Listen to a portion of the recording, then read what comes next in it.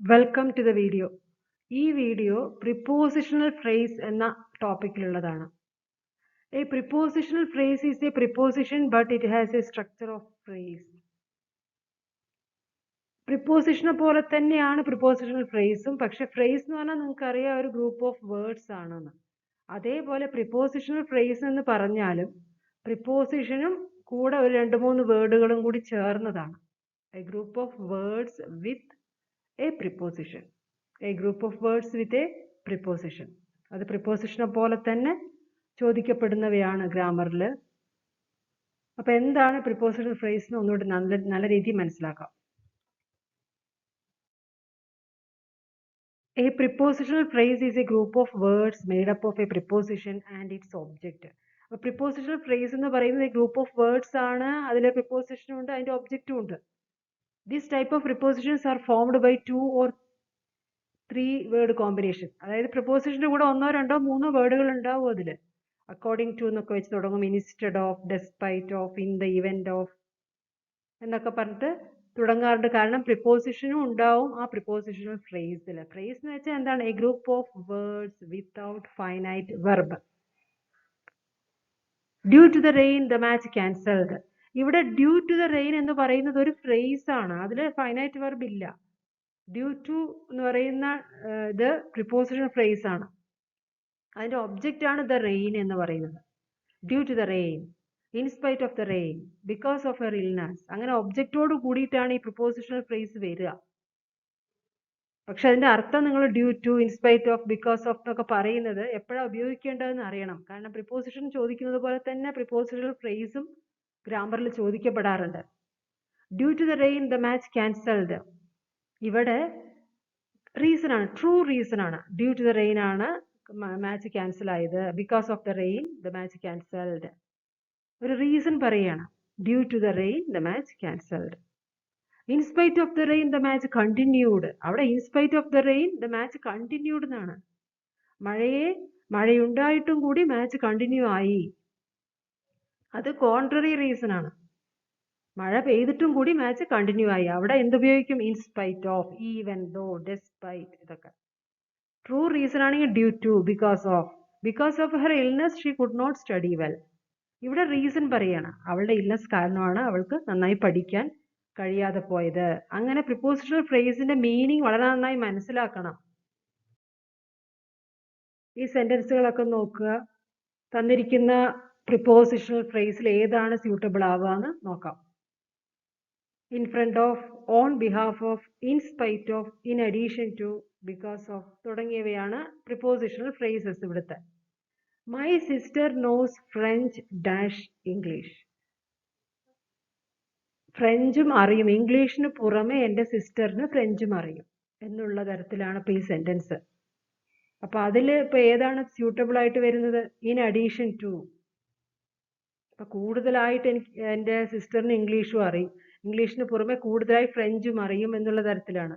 അപ്പൊ in addition to എന്നാണ് ഇവിടെ പ്രിപ്പോസിഷണൽ ഫ്രേസ് വരേണ്ടത്. Dash is poor health, he did not attend the function. ഇവിടെ ട്രൂ റീസൺ പറയാണ്, എന്തുകൊണ്ട് അവന് ആ ഫംഗ്ഷനിൽ പങ്കെടുക്കാൻ പറ്റിയില്ല. അപ്പൊ ഏതാണ് ഇതിൽ വരിക? Because of. എപ്പോഴും ഉപയോഗിക്കുന്നതാണ് റീസൺ പറയാൻ, ട്രൂ റീസൺ ഒക്കെ പറയാൻ വേണ്ടിയിട്ട്. Dash the rain the match continued. ഇവിടെ ദ റെയിൻ എന്നുണ്ട്, ദ മാച്ച് കണ്ടിന്യൂഡ് എന്നുണ്ട്. അപ്പം മഴ പരിഗണിക്കാതെ മാച്ച് കണ്ടിന്യൂ ചെയ്തു എന്നാണ്. അപ്പൊ അതിന് പറ്റുന്ന തരത്തിലുള്ള പ്രിപ്പോസിഷണൽ ഫ്രേസ് ഏതാണ്? In spite of. അതായത് മഴയെ പരിഗണിക്കാതെ, മഴ ഉണ്ടായിട്ടും കൂടി മാച്ച് കണ്ടിന്യൂ ചെയ്തു. ബിക്കോസ് ഓഫ് എന്ന് പറയുകയാണെങ്കിൽ അവിടെ അത് പറ്റില്ല, അതൊരു ട്രൂ റീസൺ ആണ്.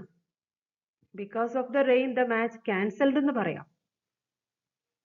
അപ്പൊ ഇവിടെ ആ അർത്ഥം വരുന്നത് മഴയെ പരിഗണിക്കാതെ മാച്ച് കണ്ടിന്യൂ ചെയ്തു. There is a big tree dash his school. ഒരു മരവും ഉണ്ട്, സ്കൂളൊന്നും ഉണ്ട്. അപ്പൊ എന്താണ് ഇതിൽ ഏതാണ് സ്യൂട്ടബിൾ ആയിട്ട് വരിക? In front of. In front of, സ്കൂളിന്റെ മുന്നിൽ ഒരു വലിയ ട്രീ ഉണ്ട്. He attended the wedding dash his father. അച്ഛന് പകരം അവനാണ് അറ്റൻഡ് ചെയ്തത്. എന്ന തരത്തിലൊരു പ്രിപ്പോസിഷണൽ ഫ്രേസ് ഇതിലുണ്ട്. On behalf of. On behalf of എന്ന് വെച്ചാൽ അച്ഛന് പകരം അവനാണ് വെഡിങ്ങിൽ പങ്കെടുത്തത്. അപ്പൊ ശ്രദ്ധിക്കുക, ഓൺ ബിഹാഫ് ഓഫ് എന്ന് വെച്ചാൽ പകരം.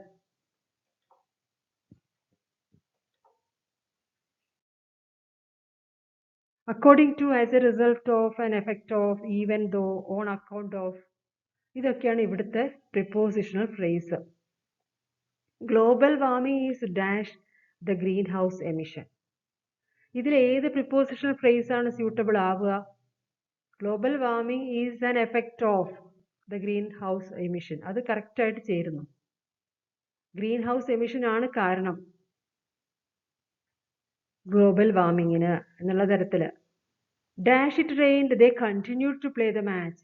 ഇവിടെയും ശ്രദ്ധിക്കുക, മഴ എന്ന് കാണിക്കുന്നുണ്ട്, മഴ പെയ്തു എന്നുണ്ട്, ദേ കണ്ടിന്യൂഡ് ദ മാച്ച് എന്നുണ്ട്, they continued to play the match. അപ്പൊ ഇവിടെ കോൺട്രറി ആയിട്ടാണ് വരുന്നത്. അത് ഇൻസ്പൈറ്റ് ഓഫ് വരുന്നു പറഞ്ഞു. അതേപോലെ വരുന്ന വേറൊന്നാണ് ഈവൻ ദോ. അതും even though it rained they continued to play the match.